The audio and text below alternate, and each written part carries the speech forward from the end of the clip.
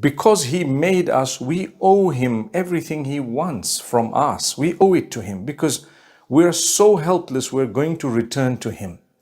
So helpless. You know, the wealthiest of all has to return to Allah, has died and will die. The most handsome, the most amazing, the most intelligent, they're gone. Or they're going to go, subhanallah. Have you thought of how weak man is? You're going to live here on average 60 to 70 years, not more. The average has never been more than 60, 70 years globally. So you've come onto this earth.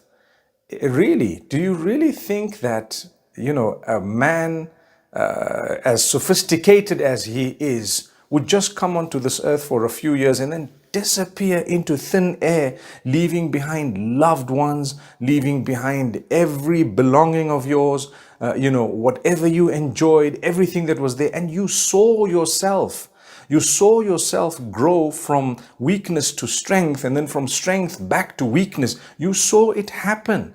Do you really think that that's it? That, I was here for nothing, just to enjoy, and that's it, do what you like? No, my brothers and sisters, we're believers. Someone made us, and guess what? We're going to return to the same someone. Subhanallah.